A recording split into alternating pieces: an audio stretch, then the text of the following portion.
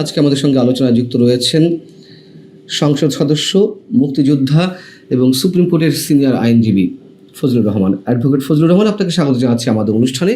প্রথমেই আপনার কাছ থেকে একটি বিষয় জানতে চাই। আন্তর্জাতিক সন্ত্রাসী সংগঠন আল কায়দা তাদের একটি সেল গঠন করতে চেষ্টা করছে বাংলাদেশে, এমন তথ্য উঠে এসেছে জাতিসংঘের নিরাপত্তা পরিষদের একটি কমিটির প্রতিবেদনে। আপনার এই জায়গাটিতে এসে প্রতিক্রিয়া কি, এবং জঙ্গিবাদের এক ধরনের উত্থান আমরা ডক্টর ইউনূস সরকারের সময় থেকে দেখেছি, কি বলবেন আপনি? আপনাকে অসংখ্য ধন্যবাদ। সবাইকে আমি সালাম জানাচ্ছি যারা আমাদের বক্তব্য শুনছে। আসলে এটা বলতে আমার খুব কষ্ট হয় যে এই দেশটা আসলেই মৌলবাদীদের ষড়যন্ত্রের কবলে চলে গিয়েছে। আমি এইমাত্র বসে জামাতের আমিরের একটি বক্তব্য শুনছিলাম। এত ঔদ্ধত্যপূর্ণ বক্তব্য। উনি যখন পার্লামেন্টে কথা বলেন মনে হয় উনি পিসাব। ওই যে আমি বলি তার ভিতর এবং বাহির এক না। আমি তাকে যত চিনি, বাংলাদেশের কেউ তাকে চিনে না, এবং সিলেটের মানুষ, বিশেষ করে কুলাউড়ার মানুষ তাকে খুব ভালো চিনে। সে তার আসল চেহারা নিয়ে আবির্ভূত হয়েছে। তারেক রহমান, সাবধান সাবধান, আর এক কদম আগাবেন না, সাবধান, ভালো হবে না। তার যে রূপটা আমি দেখলাম, এই রূপ তার তো হওয়ার কথা না। এর পিছনে যদি ষড়যন্ত্রমূলক কোন শক্তি না থাকে, কারণ বাংলাদেশের মানুষ কিন্তু সাম্প্রদায়িক না, বাংলাদেশের মানুষ মৌলবাদী না, জঙ্গি তো নয়। তারপরে ওরা যে আস্ফালন এবং উদ্যত্তটা দেখাচ্ছে, এর পিছনে নিশ্চয়ই কোনো কারণ আছে। এর পিছনে পৃথিবীর সমস্ত সাম্প্রদায়িক এবং জঙ্গি শক্তি, বিশেষ করে আইএস, সিরিয়া, পাকিস্তান, আফগানিস্তান, যেখানে যারা আছে, হিজবুত তাহরির থেকে ধরে লস্করি তৈয়বা থেকে ধরে, তারা মদদ পাচ্ছে এবং প্রত্যক্ষ সহযোগিতা পাচ্ছে। বিশেষ করে 5ই আগস্টের আন্দোলনের পরবর্তী সময়ে বা ওই সময়টাতে থানা লুট করা, পুলিশ হত্যা করা এবং শত শত অস্ত্র লুট করে নিয়ে যাওয়ার মধ্য দিয়ে তারা একটা অস্ত্রধারী সাম্প্রদায়িক শক্তি হিসাবে বাংলাদেশে নিজেদেরকে প্রতিষ্ঠিত করেছে। এই কারণেই আজকে তারা মনে করছে যারা যে কোনো কাজ তারা যে কোনো সময়ে করতে পারে। কেউ আমাদেরকে 24 ঘন্টা আলটিমেটাম দেয়, কেউ 72 ঘন্টা আলটিমেটাম দেয় তারেক রহমান সাহেবকে। ইচ্ছা করলেই আমরা তাদেরকে ফেলে দিতে পারি। শেখ হাসিনা দিল্লি গেছে, তারেক রহমান তো লন্ডন যেতে পারবে না, সাবধান তারেক রহমান। এই ধরনের উদ্যত্তপূর্ণ হুমকিগুলো দিয়ে যাচ্ছে, এবং এইটাও বাস্তব যে তারা প্রাথমিকভাবে যে শক্তিটা প্রদর্শন করবে, সেই শক্তিটা মোকাবেলা করতে অনেক ক্ষতি হয়ে যাবে বাংলাদেশের অসাম্প্রদায়িক গণতান্ত্রিক শক্তি। এখনো যদি গণতান্ত্রিক শক্তি, অসাম্প্রদায়িক শক্তি, মুক্তিযুদ্ধের পক্ষের শক্তি, আমরা তাদের এই আস্ফালনকে রুখতে না পারি এবং এটা যদি আমরা বুঝতে না পারি, আমরা মহা ভুল করব। দেশের অনেক বেশি ক্ষতি হয়ে যাবে।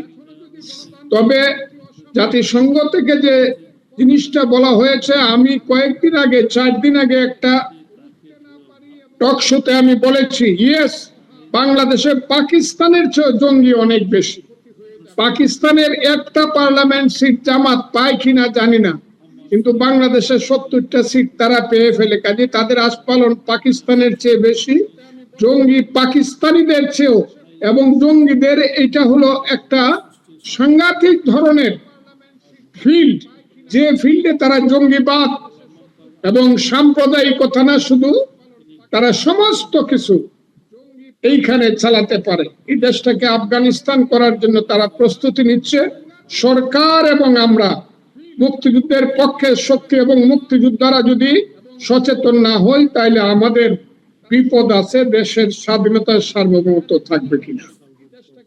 আপনি কি মনে করছেন যে জামাতে ইসলামী বা তাদের সঙ্গে সম্পৃক্ততার মাধ্যমেই বাংলাদেশে আল কায়দার মতন আন্তর্জাতিক সন্ত্রাসী সংগঠন তাদের সেল প্রতিষ্ঠা করার চেষ্টা করছে?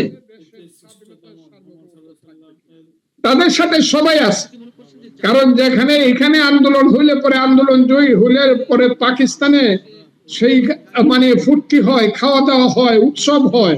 লস্করে তো এবার মতো সংগঠনরা বলে আমরা ৭১-এর প্রতিশোধ নিয়েছি, কাজে তাদের সঙ্গে আল কায়দার সম্পর্ক থাকাটা বিচিত্র না, আমি মনে করি আছে। এবং সরকারের এই ব্যাপারে খুব সাবধান হওয়া উচিত। সরকার এখনো যদি তাদেরকে মনে করে তাদের সহযোগী বন্ধু, এটা খুব ভুল করবে, খুব ভুল করবে। আমি আবারও বলছি, খুব ভুল করবে।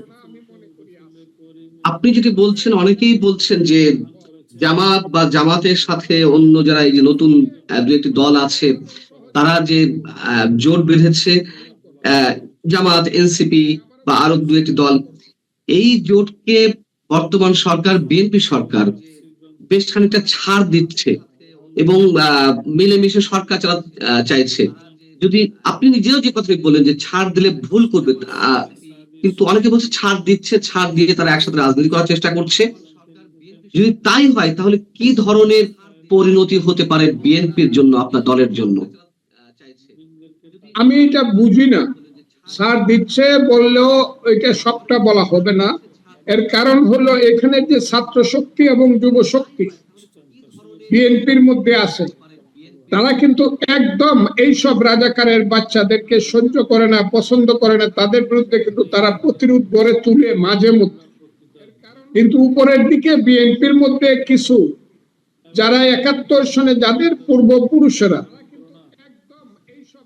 স্বাধীনতা বিরোধী ছিল, তাদের মধ্যে একটা দুর্বলতা আছে জামাতের প্রতি। আমি বলছি না, অনেকে মনে করে যে বিএনপির মধ্যে একটা পার্সেন্টেজ জামাতের প্রতি দুর্বলতা আছে, এটা তাদের আদর্শিক বা নীতিগত কারণেই। এই জায়গাটা কিন্তু বিএনপিকে সাবধান থাকতে হবে। এবং যদি সাবধান না হয়, এইরকম ৭-৫-১২ ধরনের কথা যদি বলে, হ্যাঁ মুক্তিযুদ্ধ চাই, জঙ্গিবাদও অসুবিধা নাই, এই ধরনের মনোবৃত্তি নিয়ে কিন্তু এদেরকে থামানো যাবে না। এবং বাংলাদেশের সঠিক রাজনীতি দেশে হবে না, বাংলাদেশও নাও থাকতে পারে। এইরকম যে আমরা মুক্তিযুদ্ধ চাই, গণতন্ত্র চাই, আর জঙ্গিবাদ থাকলে, সাম্প্রদায়িকতা থাকলে কোনো অসুবিধা নাই। রাতের বেলা একটু ফোন করে তাদেরকে একটু ভাই কেমন আছেন, দাদা কেমন আছেন বলে আসেন, একসাথে কাজ করি বললেই সব শেষ হয়ে যাবে। সাপ কোনোদিন সবল দিতে ভুল করে, এরা সাপের চেয়েও ভয়ঙ্কর। সাম্প্রদায়িক শক্তি, স্বাধীনতা বিরোধী শক্তি, এরা সাপের চেয়েও ভয়ঙ্কর। এই কথাটা আমি বললাম, এটা একদিন প্রমাণিত হবে। আমরা কি সেই জায়গা থেকেই দেখছি যে জুলাই যে জাদুঘরটি প্রতিষ্ঠিত হলো, জুলাই জাদুঘর, এক ধরনের আইন করা হলো, আইনে বিধান করা হলো যে জুলাই গণ অভ্যুত্থান স্মৃতি জাদুঘরে কোনো ধরনের কোন স্থাপন, নিদর্শন ধ্বংস, বিনষ্ট বা পরিবর্তন, ক্ষতি সাধন করলে সর্বোচ্চ 10 বছরের কারাদণ্ড এবং 10 লাখ টাকা অর্থদণ্ড। আর এই জাদুঘরে কিছু নিদর্শন চুরি বা পাচার করলে তার জন্য 5 বছরের কারাদণ্ড এবং বা 5 লাখ টাকা অর্থদণ্ড বা উভয় দণ্ড হতে পারে। আমার প্রশ্ন হচ্ছে, যেখানে আমাদের মুক্তিযুদ্ধ স্মৃতি জাদুঘর ধ্বংস করা হলো, লুটপাট করা হলো, মুক্তিযুদ্ধে অসংখ্য স্মৃতি নিদর্শন বুলডোজার দিয়ে গুড়িয়ে দেওয়া হলো, বঙ্গবন্ধু 32 নম্বর বাড়ি বঙ্গবন্ধু স্মৃতি জাদুঘর, যেটি অবশ্য ৭১-এর অসংখ্য স্মৃতি নিদর্শন ছিল, যেখানে সেগুলো গুড়িয়ে দেওয়া হলো বুলডোজার দিয়ে। এবং এখনো অনেক কিছু হচ্ছে। কয়েকদিন আগে বীরশ্রেষ্ঠ হামিদুর রহমানের ভাস্কর্য গুড়িয়ে দেওয়া হয়েছে। সেসব বিষয়ে আমরা দেখতে পাচ্ছি না যে সংশ্লিষ্ট কর্তৃপক্ষের বা সরকারের বা প্রশাসনের কোনো ধরনের উদ্যোগ আছে। যেখানে আমাদের মুক্তিযুদ্ধের নিদর্শন ধ্বংস করা হচ্ছে সে বিষয়ে কোনো প্রশ্ন নেই, কিন্তু জুলাই স্মৃতি জাদুঘরের কিছু হলে তার জন্য 10 বছরের কারাদণ্ড, 10 লাখ টাকা অর্থদণ্ড ইত্যাদি ইত্যাদি ঘোষণা করা হচ্ছে। এটি কিসের আলামত? এই ধরনের কোন আইন বা সার্কুলার দিয়ে কোন প্রতিষ্ঠান বা কোন দর্শনীয় স্থান রক্ষা করা যাবে, তাহলে বোঝা গেল যে এদের মধ্যেই দুর্বলতা আছে, জাদুঘরের মধ্যেই দুর্বলতা আছে। অর্থাৎ জাদুঘরটা এটা সার্বজনীন না, এবং সার্বজনীন ভাবে মানুষ এটাকে স্বীকারও করে না। এই দুর্বলতাকে হয়তো বা এই আইনটা করা হয়েছে। আমি জুলাই জাদুঘর সম্পর্কে বেশি বলতে চাই না। The time will come and the time will answer in time. July জাদুঘর কতদিন, কিভাবে, কতটুকু মানুষ গ্রহণ করবে না করবে, ইতিহাস সেটা বলবে, একটু অপেক্ষা করতে হবে।